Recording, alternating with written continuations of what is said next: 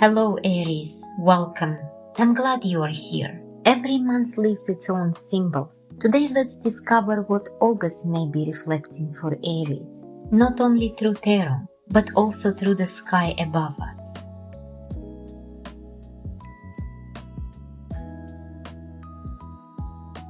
We have the Lovers,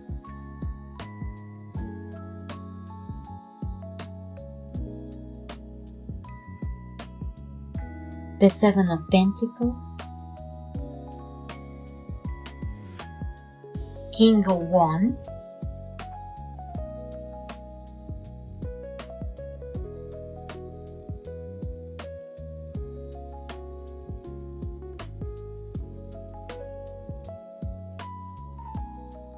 and our oracle card is the Tower.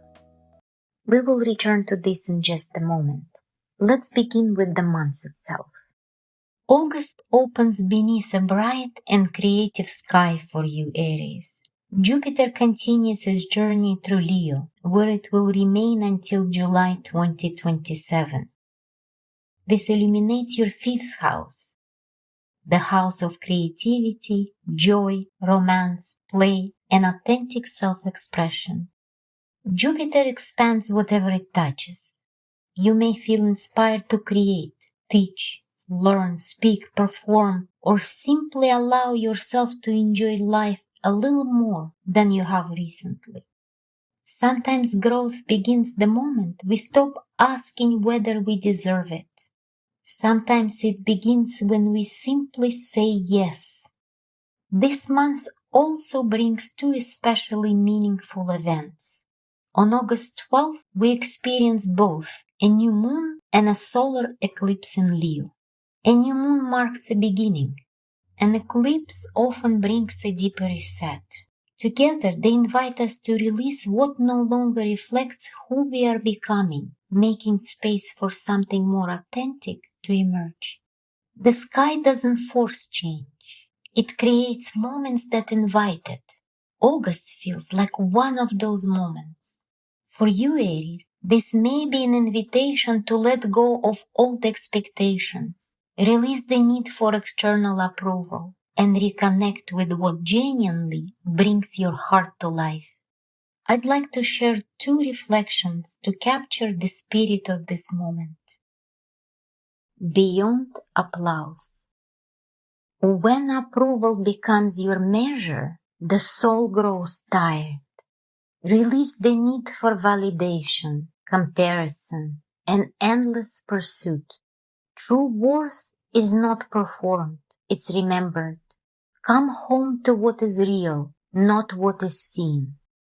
As Jupiter expands Leo's energy, it also enlarges whatever is waiting to be seen. That includes our gifts and sometimes our shadows. This card asks us, where do I still measure my worth through someone else's eyes? Where I have forgotten that my value has always existed even when no one is watching.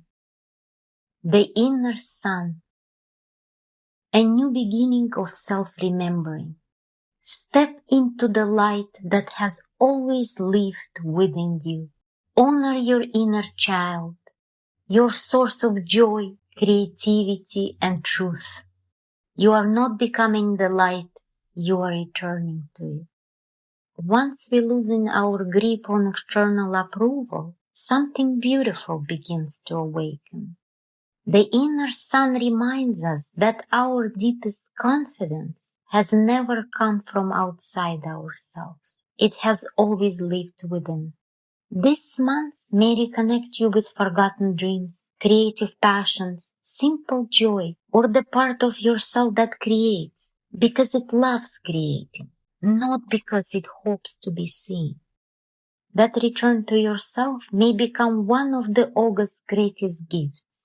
Toward the end of the month, on August 28, we have the full moon and lunar eclipse in Pisces. For Aries rising, this illuminates your 12th house, the realm of rest, healing, spirituality, and the unseen parts of yourself. After a month of new beginnings, this full moon reminds us that growth also requires release. Not everything needs to be solved. Some things simply ask to be surrendered. The circle of giving. We are here to give from our hearts, and we are here to receive with grace. True balance is not in giving more, but in honoring the sacred flow between both. Together we rise, together we heal. Many of us find it easier to give than receive. We offer our time, our energy, our care, but struggle to accept support when it is offered back. This full moon invites a balance, to share your gifts freely and to receive with the same openness. Because giving and receiving are not opposites, they complete one another.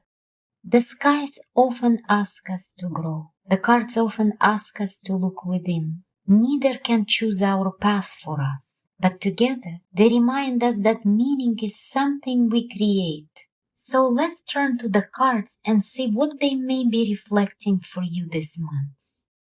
I want to begin with the card that came last in this reading, the Tower.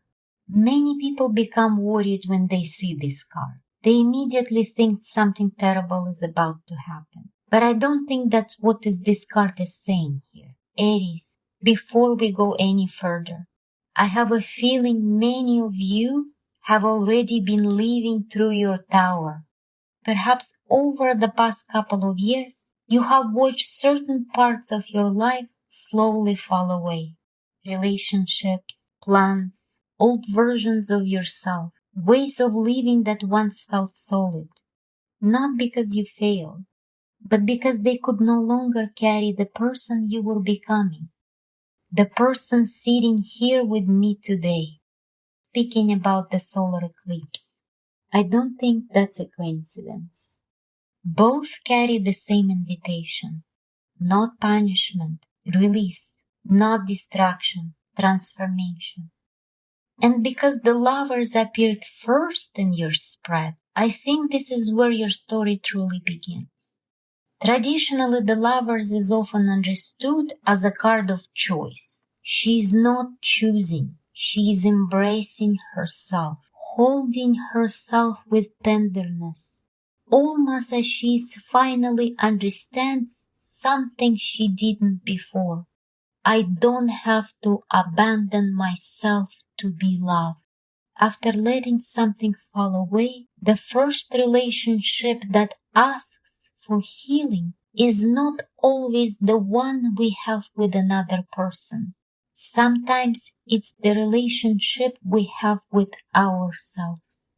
I feel life has been teaching you something very important, Aries. Not everything meaningful happens quickly. Some dreams need seasons. Some versions of ourselves do too. You have already planted your seeds. You continue tending them patiently, even if the first shoots are not yet visible above the ground. This card reminds us that growth has its own rhythm. You don't have to dig up the roots every morning just to check whether they are alive.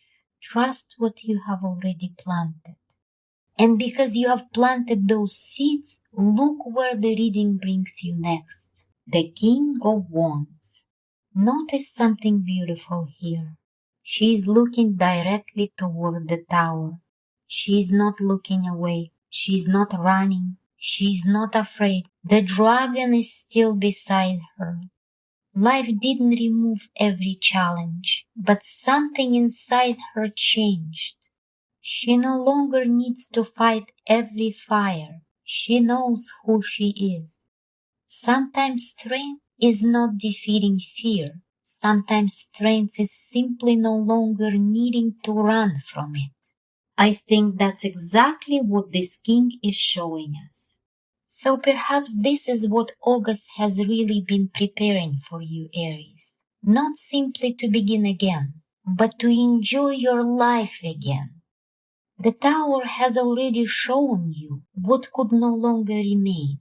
The Lovers reminded you not to leave yourself behind. The Seven of Pentacles showed you not everything meaningful happens quickly.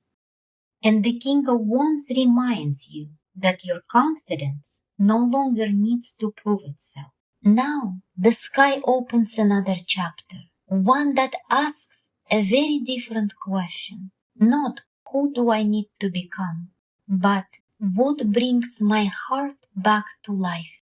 With Jupiter moving through your fifth house of joy, with a new moon and solar eclipse opening a new doorway, August invites you to create, to laugh, to love, to play, to trust your own voice, to let yourself to be seen. Not because you need applause, but because your light was never meant to stay hidden. And as the full moon arrives at the end of this month, allow yourself to rest.